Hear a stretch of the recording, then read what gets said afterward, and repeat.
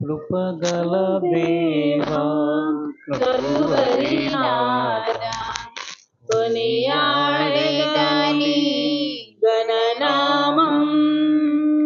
కృపగల దేవా కలువరినాథా, కొనియాడెదని గణనామం. హల్లెలూయా హల్లెలూయా హల్లెలూయా హల్లెలూయా హల్లెలూయా హల్లెలూయా. చాలు మనం చేస్తున్నాం. ప్రత్యేకముగా ఇర్మియా గ్రంథం 17వ అధ్యాయము 7వ వచనం. 17:7.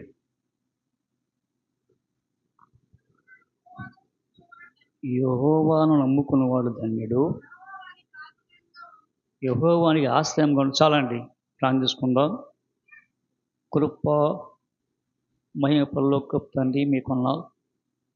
ప్రత్యేకంగా ప్రభా మీ లేఖం ధ్యానించుగా మా హృదయాలు తెరచి మాకు కావాల్సిన ఆత్మీయ ఆహారం పంచిపెట్టమని యేసుక్రీస్తునామమున ప్రార్థిస్తున్నాం తండ్రి. క్రీస్తునందు ప్రేమనివల గత 2 వారాలు ఏం చెప్పాము గుర్తుందా? 2 వారాలు నోవహు తర్వాత లోతు. అంటే దేవుడి రాకడ సమీపం ఉంది కాబట్టి సిద్ధపడండి అంటూ యెహెజ్కేలులో 14 ఎవరు చూసాము? నోవహును, దానియేలును, యోబు. వారు ఏమన్నారు? యెహోవా నమ్ముకున్నారు. ఎవరెవరు? కాబట్టి యెహోవా నమ్ముకున్న వారు ధన్యులు. అంటే బ్లెస్సింగ్స్. ఆయన వారికి తోడంటుంది, ఆయనే ఆశ్రయం ఉంటుంది. ఇల్లు మరి ఆయన ఇల్లు అయితే ఇంకేముందండి? ఆ ఇంట్లో మనం పని మనుషులము, ఆ ఇంట్లో మనది అటు ఇటు తిరిగే వాళ్ళం కాబట్టి అందుకని అన్నాడు, అయ్యా యెహోవా నమ్ముకుంటారా? నమ్ముకుంటే ఏముందంట? చామా యెహోవా వానికి ఆశ్రయముగా ఉండును. వాడు జలముల యొద్ద నాటబడిన చెట్టు వలె నుండును. అది కాలువల ఓరను, దాని వేళ్లు తన్నును. వెట్ట కలిగినను దానికి భయపడదు. దాని పచ్చగా ఉండును. వర్షము లేని సంవత్సరమున చింత నొందదు. కాపు మానదు. చాలండి.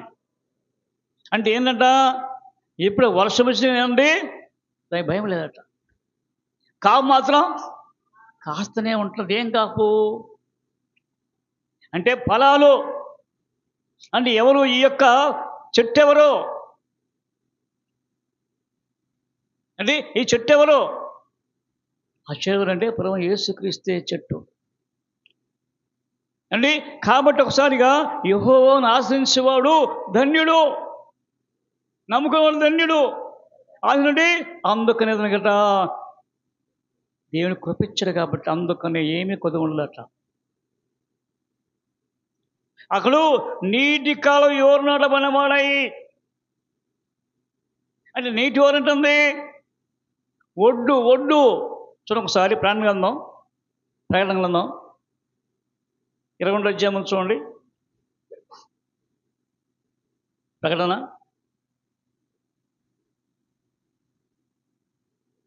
22:1.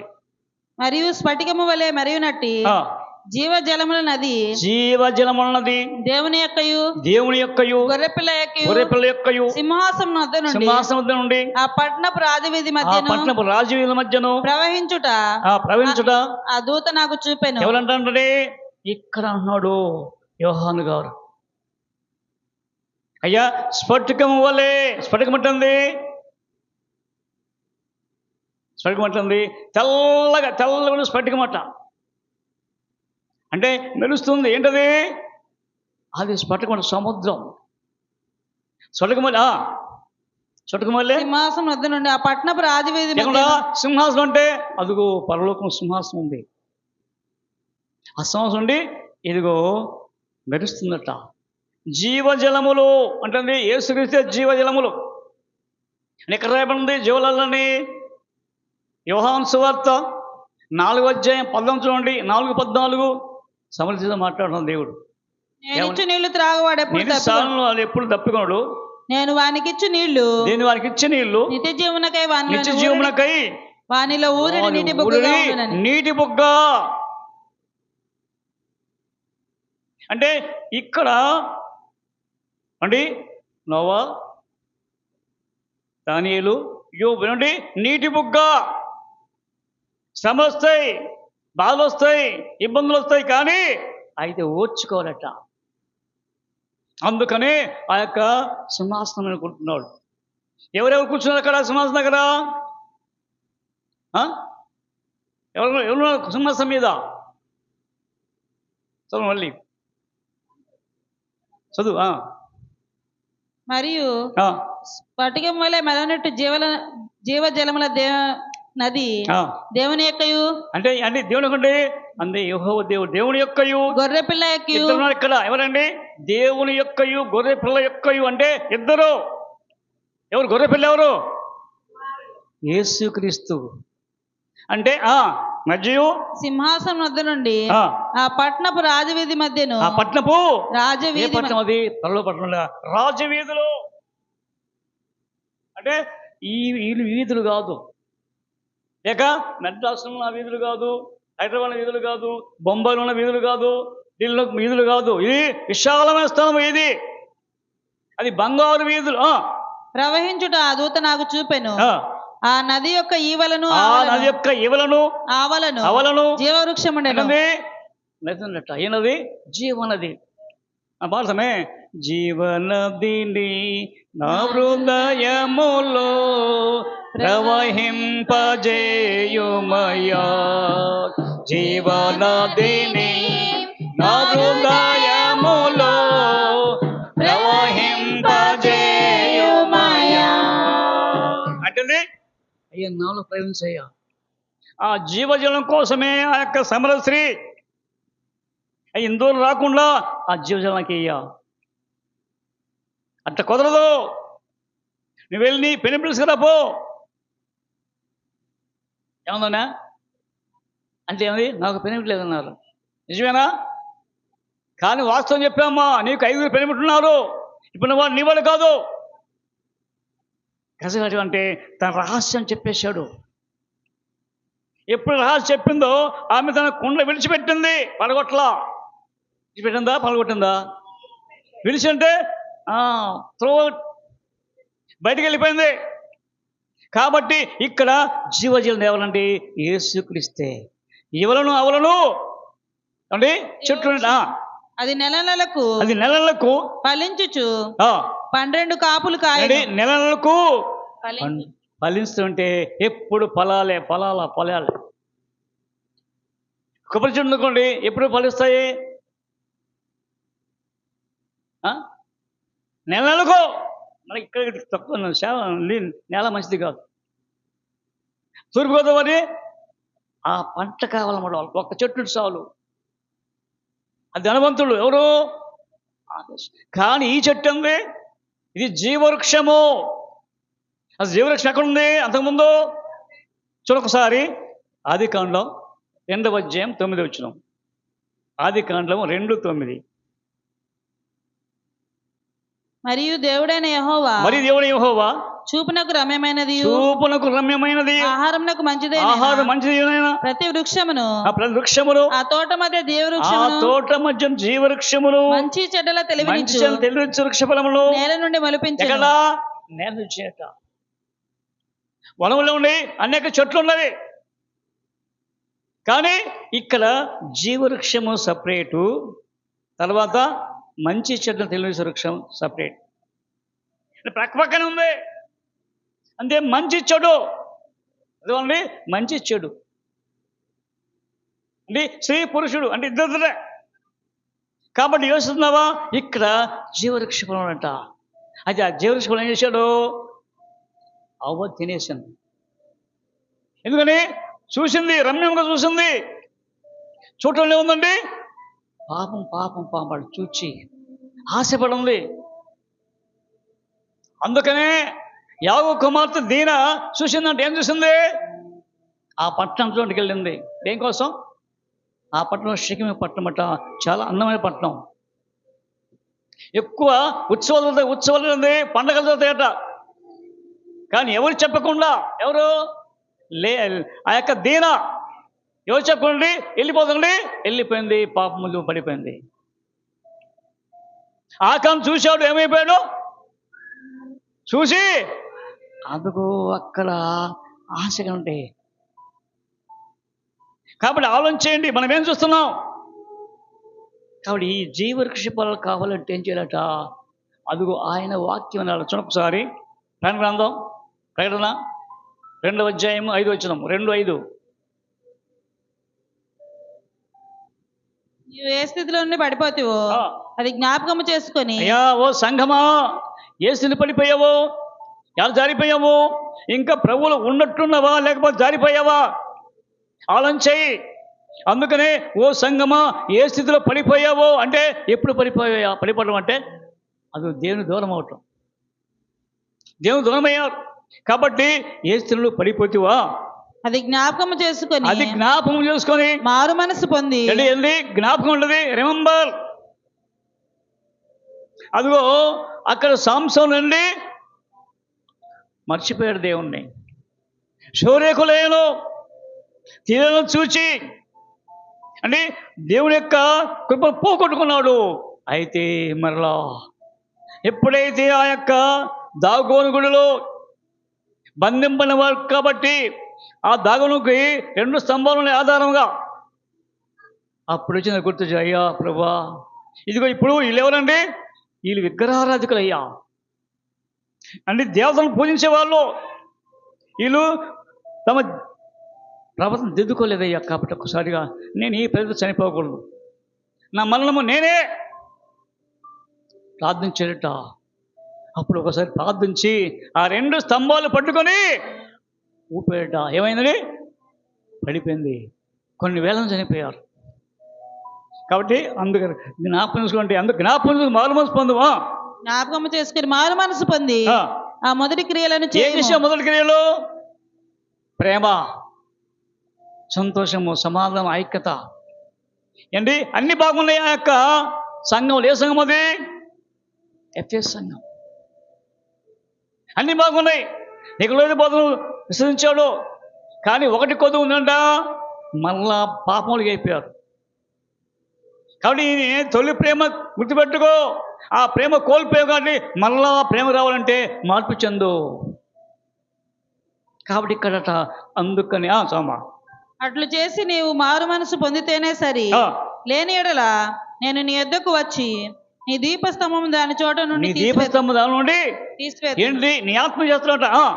అయితే ఈ ఒకటి నీలో ఉన్నది, నీ కొలాయితలు, నీ క్రియలు నీవు ద్వేషించుచున్నావు. ద్వేషిస్తున్నావు, నేను కూడా వీటిని ద్వేషిస్తున్నాను. చెవిగలవాడు ఆత్మ సంగములతో చెప్పుచున్న మాటలు వినుగాక. జయించువానికి దేవుని పరదేశంలో ఉన్న జీవవృక్ష ఫలములను భుజింపనిత్తును. ఎక్కడ ఈ జీవవృక్షము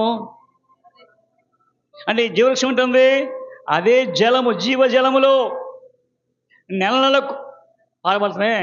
పరలోక పట్టణము 12 గుమ్మములు 12 ముత్యముల పదిలముగా కట్టబడి 12 ముత్యములతో పదిలముగా కట్టబడే ఇరు ప్రకాల నదికి జీవవృక్షముండే. ఇరు ప్రకాల నదికి జీవవృక్షముండే అనేది జీవవృక్షందా జీవించిన ప్రజలట. ఎవరు జీవవృక్షము? అంటే ఈ నది పారుతుందంటే కదండి. చూడొకసారి యెహెజ్కేలు గ్రంథం 47వ అధ్యాయము, యెహెజ్కేలు 47 మనం చూస్తుంటే మీరండి అంత కష్టంగానే చెప్పేదానండి. అతడు మందిరపు గుమ్మమున చాలు అండి. యెహెజ్కేలు రా తీసుకెళ్ళి అదో తూర్పు మందిరం ఉందంట. ఏమండి మందిరం ఉంది, రా తూర్పు రా అంటే ఇది తూర్పు కదా, ఇక్కడ నుంచి తీసుకొచ్చాడు. ఎక్కడ తీర్పు అండి ఏమండి మందిరం ఉందంట. ఆ మందిరం దగ్గర గడప ఉంది, గడప ఉంది వాకిలి. ఒక వచ్చిన తర్వాత అక్కడ అంట ఆ గడప కిందంట అదిగో నీళ్లు పారుతూనే ఉన్నాయి. నీళ్ళు లోనికి వెళ్ళాడు, మళ్ళీ ఉత్తరంకి వెళ్ళాడు, ఉత్తరం నుంచి మళ్ళీ వచ్చాడు. ఎవరు? యెహెజ్కేలు. వెళ్ళిన తర్వాత ఏంటి ప్రభువా ఇగోరా నేను ఆ నదిలోకి తీస్తున్నా. ఏనది? ఆ నది ఏందే రా అంటే 1000 మూరలు కొలిచాడు. ఎన్ని మూరలు? 1000 మూరలు కొలిచాడు. వెళ్ళేసరికి గరక లోతు నీళ్ళు వచ్చినాయి. ఎవరికి? యెహెజ్కేలు. మళ్ళీ ఆ గిరకలో నీళ్ళు వచ్చిన తర్వాత మళ్ళీ 1000 మూరలు కొలిచాడట. మళ్ళీ అదిగో ఆ యొక్క మోకాళ్ళకు వచ్చి మోకాళ్ళ నీళ్ళు. తర్వాత మళ్ళీ 1000. మళ్ళీ అండి అక్కడ మొళ్ళోత నీళ్ళు వచ్చినట. మళ్ళీ పోయినట్టే అప్పుడు మునిగిపోతున్నాడు. కాబట్టి అయితే ఏంటి ఈ నది ఎక్కడ పారుతుందో అక్కడంతా అన్ని బ్రతుకుతాయి, జీవరసాలను బ్రతుకుతాయి ప్రాణములో. అంటే నీవు ఆ నదిలో నీళ్లు తాగితే ఎప్పుడు జీవిస్తావో అంటూ 12 వచ్చాం. యెహెజ్కేలు నదీ తీరమున ఇరుప్రక్కల ఆహారం ఇచ్చు సకల జాతి వృక్షములు పెరుగును. సకల జాతి ఏం చేద్దండి. అందుకని ఏదేం తోటలు అన్ని వృక్షాలు పెట్టాడా? అన్నీ ఉన్నాయి. అంటే ఇక్కడ ఆ యొక్క నది అంటుంది, నది ప్రక్కన అంటే అదిగో అనేక వృక్షాలు ఉన్నాయట. వాటి ఆకులు వాడిపోవు. వాటి ఆకులు ఏ ఆకులు? వాటి ఆకులు ఏంటండి? ఇంకా ఆకులు అంటే ఇంకేమంటారు? ఆకులు అంట ఆకులు అంటే మీ యొక్క భుజాలు, అంటే మీ యొక్క షోల్డర్స్. అది అంటే ఈ శక్తి తగ్గదు. వాటి కాయలు ఎప్పటికీ రాలవు. ఏ కాయలట? ఆ కాయలు ఎప్పుడు రాలవంట. ఈ నది ఏ కాయలు? ఈ నది ఎప్పుడైతే నీవు దేవుని కలిగి ఉంటావో నీ యొక్క పండు, నీ పండు అనేక మందికి చూపించాలి. ఇదిగో నా పండు, నా ఫలాలు ఉన్నాయా? ఫలాలు ఉన్నాయి మనకు ఉన్నాయా? ఫలముందా? చూడండి, ఫలముందా? ఏది ఫలము? గలతీ పత్రిక 5:2 ఏముంది? ఆత్మఫలమే. అంటే ఈ ఫలం అంటే ఫలమా ఫలాలా? ఫలమే. ఇలా ఉంటాడు సోమా యెహెజ్కేలు. ఈ నది నీరు పరిశుద్ధ స్థలంలో నుండి ఎక్కడ నుంచి? పరిశుద్ధ పర్వతమనగా యేసుక్రీస్తు యొక్క యెరూషలేములో ఉండి ఆ శిలువలో నుండి రక్తము కాచింది. ఆ రక్తమట ఇదిగో ఆ యొక్క గడప కింద స్రవిస్తుంది. ఆయన యొక్క రక్తము స్రవిస్తుంది. ఎక్కడండి?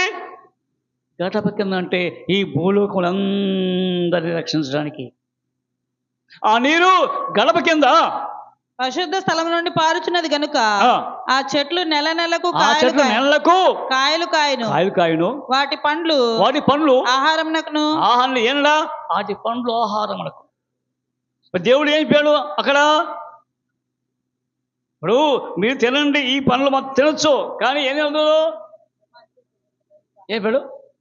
ఈ ఫలాలు తినకూడదు, చచ్చిపోతారు. చూడండి 2:10 చూడండి. ఆదికాండం 2:17.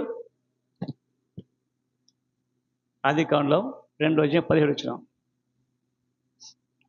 అయినా ఆదాము నువ్వు నీ భార్య మాట విని తినవద్దని నేను అయితే మంచి చెట్ల తెలివినిచ్చు వృక్ష ఫలములు తినకూడదు. నువ్వు వాటిని తినదినమున నిశ్చయముగా అన్ని తినొచ్చు. కానీ మంచి అంటే ఈవిల్ అండ్ బ్యాడ్ చెట్టు ఉందే, ఆ ఫలాలు తినకూడదు. ప్రేషది అంటే ఇక్కడ అంతే ఆహారం మంచిదియు రమ్యమైందంట. ఎక్కడ? 3వ అధ్యాయంలో అండి. అంటే ఇది రమ్యం కాదా? రెండు ఒకటిగా ఉండదు అండి.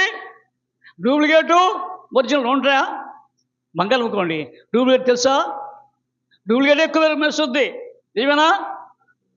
మరి ఇదైతే కాబట్టి ఇది మెరిసేదని చూస్తూ ఉంటాం మరి వాళ్ళం, కానీ అట్ట కదట. అందుకని దేవుని అంటే ఇది ఈ వృక్ష ఫలాలు తింటదే మళ్ళీ. చూడండి, అదే 3:24, ఆదికాండం 3:24. అప్పుడు ఆయన ఆదామును వెళ్ళగొట్టి, ఆదాము ఎక్కడి నుంచి? ఏదైనా తోటలో నుంచి వెళ్ళగొట్టి, ఏదైనా తోటకు తూర్పు దిక్కునున్న కెరూబులను జీవవృక్షమునకు పోవు మార్గములు కాచుటకు. ఏదండి అయ్యా వెళ్ళిపో బాబు అంటే తూర్పు దిక్కున అంటే అక్కడ కెరూబులు పెట్టాడు. ఎందుకని? వాచ్మెన్లుగా. కెరూబులు ఉంటుంది అక్కడ అగ్ని అగ్ని అగ్ని వచ్చారనుకోండి కాలిపోతారు. కెరూబులు పెట్టి తూర్పు దిక్కున కెరూబులను జీవవృక్షమునకు పోవు మార్గం కాచుటకు ఇటు అటు తిరుగుతున్న ఖడ్గజ్వాల నిలువబెట్టి. ఖడ్గజ్వాల అంటే ఏంటి? ఖడ్గము, దేవుడి యొక్క వాక్యము ఖడ్గము. అంటే వాక్యం చుట్టూ ఉందంట. ఎవరు చుట్టూ? కాబట్టి ఖడ్గజాలు. ఒక ఆయన ఎలీషా గారు ఉన్నారు.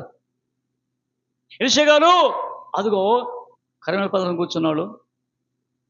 ఈలోపుగా శత్రువు వచ్చారు. శత్రువు వచ్చే అక్కడ గెహాజీ చూసి, అయ్యా గెహాజీ, ఓ ఎలీషా గారు చూడండి, అదిగో సైన్యం వస్తుంది, రథాలు గుర్రాలు వస్తున్నవి అంటే ఏమంటాడు? ఓహో అయ్యా గుర్ర అంటే మానవులు చూస్తామండి అండి, ప్రభువులు చూడాల గెహాజీ అంటే ఏమండి. అప్పుడు ఏమంటాడు ఈ యొక్క ఏలియా, అయ్యా ప్లాన్ చేసిన ప్రభా, ఇదిగో వీని కళ్ళు తెరువు. ఎవరి కళ్ళు? గెహాజీ కళ్ళు తెరువు. ఏమందంటే తిరిగేసరికి అప్పుడట ఆ యొక్క ఎలీషా చుట్టూ ఏమండి అగ్నిరథాలు గుర్రాలు ఉన్నవి, కొన్ని వేల మంది. కాబట్టి వాడు చూసేట అంటే నమ్మాడ దేవుడు. గెహాజీ నమ్మల. కాబట్టి దేవుని యొక్క మహిమది. కాబట్టి అది ఖడ్గజాలు అంటే రథాలు గుర్రాలు. కాబట్టి ఆలోచన. అందుకని అలాంటి జీవవృక్షం అంటే ఇక్కడ ప్రత్యక్షమైంది, ఎక్కడ ప్రాణగంధాలు. కాబట్టి ఇక చెప్తున్నాడు హెజ్కేలు సోమ 47:12. నదీ తీరమున ఇరుప్రక్కల ఆహారం ఇచ్చు సకల జాతి వృక్షములు పెరుగును. సకల జాతి అంటే అన్ని రకాల చెట్లు. మనం 7 రకాల చెట్లు ఎక్కడున్నాయి? అనేక రకాల చెట్లు ఉన్నాయి ఇక్కడ ప్రపంచంలో. ఎక్కడున్నాయి? అన్ని రకాల చెట్లు. ఇజ్రాయెల్ కంట్రీలో ఉంది, ఎక్కడ లేదు. మనకు తెలియని పనులు చాలా ఉన్నవి, కానీ అన్ని రకాల చెట్లు. వాటి ఆకులు వాడిపోవు, వాటి కాయలు ఎప్పటికీ రాలవు. ఈ నది నీరు పరిశుద్ధ స్థలంలో నుండి పారుచున్నది. పరిశుద్ధ స్థలం నుండి పారుచుండగా ఆ చెట్లు నెల నెలకు కాయలు. అంటే ఈ నది పారుతుంది. ఏ చెట్టు అంట? నీవే ఒక చెట్టు. అది మనకు బాగా తెలుసు. అది కీర్తనలు 1:3. కీర్తనలు 1:3.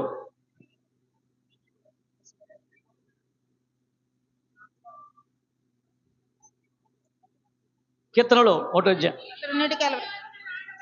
అది నీటి కావల ఎవరు నాటబడినది, ఆకువాడక తన కాలమందు ఫలమిచ్చు ఏంటంటే చెట్టు. ఏంటది? మనిషి. నువ్వే చెట్టు. మనమందరం చెట్లు అంటే పనికిరాని చెట్లు ఉన్నాయి, కానీ పనికిరాని చెట్లు ఏం చేయాలా?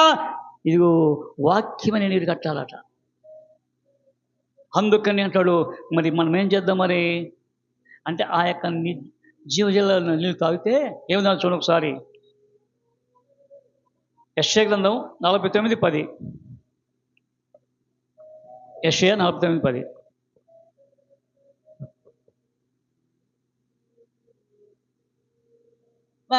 వారి ఎందుకు కరుణించువాడు వారిని తోడుకొని పోవచ్చు. నీటి బుగ్గల యొద్ద వారిని నడిపించు. నీటి బుగ్గలు ఏమండి? ఏనంటే నీటి బుగ్గు అదే జీవజలం అంటే యేసుక్రీస్తునే రక్తము, యేసు జీవాహారము. ఆయన యొక్క శరీరమును నీకు ఆహారమైంది, ఆ రక్తం పానము. కాబట్టి ఆ పానమే ఈ రక్తం అంటే యేసు జీవజలం. కాబట్టి వారికి ఆకలి అయినను ఎవరికి? ఎప్పుడైతే ప్రభును కలిగి ఉంటావో, ఆ యొక్క చెట్టు కింద నీడకొస్తావో నీకు ఎంత ఆకలి ఉండదు, దప్పిక ఉండదు. ఎండమావులు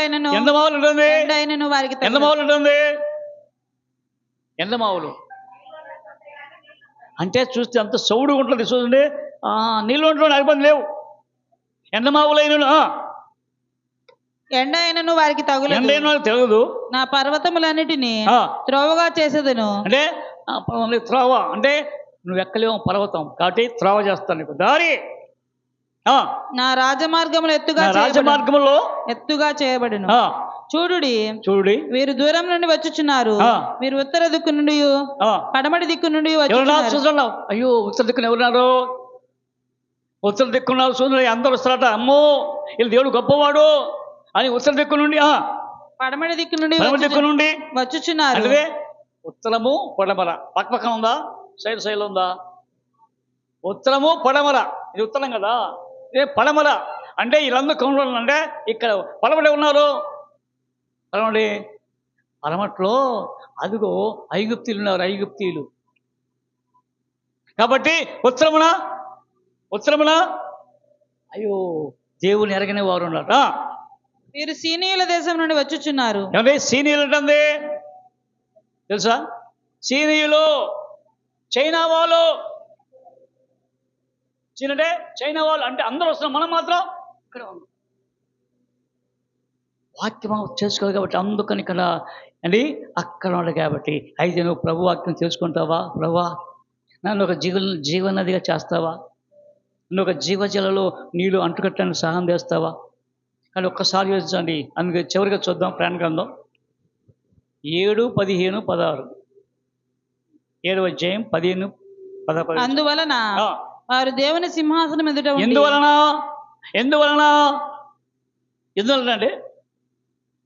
అంటే తమ వస్త్రాలు ఉతుక్కున్నారు. 14.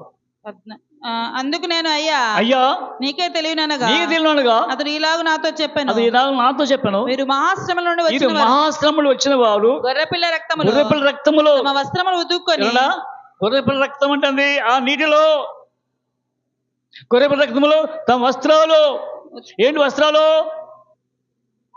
అంటే? అంతరంగంలో ఉన్నట్టు వస్త్రాలు ఉంటాయి, తెలియదు, ఎవరికి కనపడదు. వస్త్రాలు కనపడతాయా? కాబట్టి ఒక చెప్తున్నాడు కథలో, ది కింగ్ న్యూ క్లోజ్ అట్లా. ది కింగ్ న్యూ క్లోజ్ అంటే కొత్త బట్టలు. రాజు ఇదిగో ఈ యొక్క ప్రపంచంలో ఎలాంటి వారికి ఈ బట్టలు ఉండకూడదు. ఒక వ్యక్తి ముందు వచ్చాడంట. అయితే ఆ వ్యక్తి ఆర్డర్ ఇచ్చాడు. అయింది ఒకసారి చూసుకో, లోనకెళ్ళి చూసుకో. కానీ అది ఎవరంటే పరిశుద్ధులు మాత్రమే కనబడుతుంది ఆ వస్త్రాలు, ఎవరికి కనబడవు. లోనకెళ్ళి ఏం లెక్కల, నీ వస్త్రాలు తీసేయి, ఈ వస్త్రాలు తీసేయి అనికేసరికి ఏం లేదు. ఏమంటారు మరి? రాజుగారా వస్త్రాలు ధరించానయ్యా, రా బయటికి రా. ఆయక చిన్నది పంపించాడు. అయ్యా రథం కట్టండి, రథం ఊరేగించాలా. ఏంది మరి రాజుగారికి బట్టలు ఏమిటి? ఎవరంటారు? ఏమనుకుంటారు? ఆర్డర్ ఇచ్చి చంపేయండి అంటారు. కానీ రాజు మాట అలా ఏమండి వస్త్రాలు ఉన్నట్టుగా అనుకున్నాడు. కాబట్టి అది కాదు ఈ వస్త్రం. ఈ అంతరం లేని లోపల పరిశుద్ధ కలిగిన ప్రవర్తన. కాబట్టి అందుకని వాళ్ళట నీ గొర్రె రక్తం వస్త్రం ఉతుక్కొని తెలియజేసుకొని. అందువలన వారు దేవుని సింహాసనం ఎదుట, అందుకని దేవుని సింహాసనం ఉండి రాత్రింబవళ్ళు ఆయన ఇక రాత్రి పగలు అక్కడే ఉంటారు. వాళ్ళకి ఆహారం ఉందో రాత్రి పగలు ఆయన ఆలయంలో ఆయనను సేవించుచున్నారు. సింహాసనాసీనుడైన వాడు తానే తన గుడారము అంటే సింహాసనం గుడారం అంటుంది. ఇది మన టెంట్ అంటే ఈ గుడారం ఏంది? నిజమైన టెంటేనా? ఏంది ఈ గుడారం ఉంది? చిన్నమైపోద్ది. చూడండి ఒకసారి 2 కొరింథీ 5:1 త్వరగా. భూమి మీద మన గుడారము, ఈ నివాసము అంటే ఏంది? ఈ శరీరం కావాల్సిందే, మట్టికి మట్టి, దుమ్ముకు దుమ్ము, ధూళికి ధూళి కావాల్సిందే. కానీ అయితే ఒకటి ఉంది, శరీరం ఉంది, గుడారం ఉంది. చేతి పని కాక దేవుని చేత కట్టబడినయు ఎలా దేవుడు కట్టాడు? ఏమంది? పరలోకంలో కట్టాడు. అందులో శిష్యులు అయ్యా నేను వెళ్తున్నాను, మరలా వస్తాను. ఎందుకు ప్రభువా? ఇదిగో నేను వెళ్తుంటే మీకు స్థలాన్ని సిద్ధపరచాలా, పట్టణాలు కట్టాలా, నేను మళ్ళీ వస్తా. ఎవరు చెప్పింది? వచ్చాడా? వస్తాడు, ఇంకా రాలా. కాబట్టి ఇక్కడ చేతి పని కాదు, దేవుని యొక్క చేతి పని కాక దేవుని చేత కట్టబడినయు నిత్యమైనదైనా స్వాస్థ్యం, అది ఆ స్వాస్థ్యం, స్వాస్థ్యం ఉన్నారు ఎవరు? గొర్రె రక్తంలో విమోచింపడిన కలగబడినవారు. కాబట్టి ఇప్పుడు ఆ ప్రకటన గ్రంథం, సింహాసనాసనుడైన వాడు తానే తన గుడారం వారి మీద కప్పును, వారికి మీదట ఆకలి అయినను దాహమైనను ఉండదు. ఇంకేంది ఆకలి? ఆయనే జీవహారం ఏమిటే ఆకలి ఎందుకు? ఆయనే చెట్టు, ఆ చెట్టు కింద ఉన్నావు, ఆ చెట్లున్న అంటే గుడారంలో నీవు ఉన్నాయి కాబట్టి ఆయన ఉంటే నీకేం కొద్ది ఉంటుంది, ఏముండదు. కానీ ఆకలి అయినను దాహమైనను ఉండదు. సూర్యుని ఎండైనను వడగాలి ఇప్పుడు వడగాలి, తగలదు. సన్ రైజ్ అండి, ఇక్కడ సన్స్ట్రోక్, చాలా సన్స్ట్రోక్ నుండి పడిపోతున్నారు. కానీ అక్కడైతే ఆ లోకంలో ఇవన్నీ ఉండవు. ఏనే ఆకలి ఉండదు, ఆకలి ఉండదు, దప్పిక ఉండదు, కన్నీరు ఉండదు. సూర్యుని ఎండైనను వడగాలి వారికి తగులదు. అంటే వడగాలి కూడా రాదట. ఎందుకని అక్కడ సింహాసనం మధ్యలో కాబట్టి, పర్లోక రాజ్యం ఉంది కాబట్టి, అందుకే అంటున్నాడు చూడండి. ఎందుకంటే ఇంకా పూర్తి కలదు. ఆయనను 20 అధ్యాయం చూడు, ప్రకటన మొదటి నుంచి 23. అప్పుడు ఇదిగో దేవుని నివాసము మనుషులతో కూడా ఉన్నది. ఆయన వారితో కాపురం ఉండదు. ఎందుకని అయ్యా ఒక రోజున కాపురం అంటే ఎవరు? వీళ్ళే దేవుని ప్రార్థిస్తారే. ఆకలి లేదు అంటే, వడగాలి లేదు, దప్పిక లేదు, అలాంటి దేవుడు కాబట్టి దేవుడు నివాసం ఉందంట. అంటే నీ ఒక నివాసము, దేవుడు ఒక నివాసం. దేవుడి నివాసం మనసుతో కూడా ఉన్నది.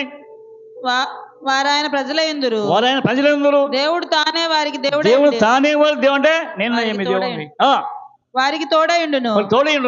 ఆయన వారి కన్నుల ప్రతి బాష్పమును తుడిచివేయును. మరణము ఇక ఉండదు. దుఃఖమైనను ఏడ్పైనను. ఎక్కడ? ఆ లోకంలో దుఃఖం ఉండదు, ఈ లోకంలో దుఃఖం. కానీ ఆ లోకం దుఃఖం ఉండదు, ఏడ్పు ఉండదు, వేదన ఉండదు. ఏంటి ఇక్కడ వేదన, దుఃఖం ఉంది, మరణం ఉంది, వేదన. కాబట్టి అది ఎన్ని పోవాలంటే ప్రభువు నమ్ముతావా? ప్రభును సొంత రక్షణ అంగీకరించు. ఇదిగో సమయం పోతుంది కాబట్టి ఈ సమయంలో రాదు, రేపేమో మనకు తెలియదు. కాబట్టి ఒకసారి యోచించి, ప్రభువా నీ యొక్క వాక్యము అంతం నింపండి, నాలో ఉన్న దుష్టత్వాన్ని ధర్మాన్ని తీసేదని, నీ వాక్య ప్రకారం జీవించడానికి కొబ్బరి మార్పు చెందడానికి సాగుతుంది. మార్పు లేకపోతే పలువు రాజ్యం నీకు స్నానము లేదు, మనకు స్నానం లేదు. కాబట్టి ఒకసారి యోచించి, ప్రభువా ఇదిగో ఆ యొక్క నదీ తీరంలో ఉన్న నీవేనయ్యా ఆ చెట్టు. 2 చెట్లు, ఆ చెట్టు ఈ చెట్టు, అందుగా 2 ఒలివ చెట్లు. అది అక్కడ జకర్యా గ్రంథంలో 4వ అధ్యాయంలో ఒలివ చెట్లు ఉన్నవి. ఎందుకు? కాబట్టి ఒక్కసారిగా నీ ఒలివ చెట్టుగా ఉంటావా? ఆ ఒలివ చెట్టు అంటే యేసుక్రీస్తు ఒలివ. అలాంటి ఒలివ చెట్టును కలిగిన వాళ్ళమై ఉండాలని కోరుచు. దేవుని కొద్ది మాటలు దీవిస్తుందాక ఆమె ప్రాణం చేసుకుందాం. కృప మహిమలో గొప్పది మీకున్న మీ కృప చేత, ప్రేమ చేత మనకు కాచి దాచించి ప్రత్యేకముగా ప్రభా గత 2 వారాలు ప్రభా ఇదిగో ప్రభా సొదొమ పట్టణాన్ని గురించి, నోహు యొక్క ఊళ్ళో వెళ్ళిన వినాలు, వాళ్ళకి వెళ్ళిన వారు మాత్రమే రక్షింపడ్డారు.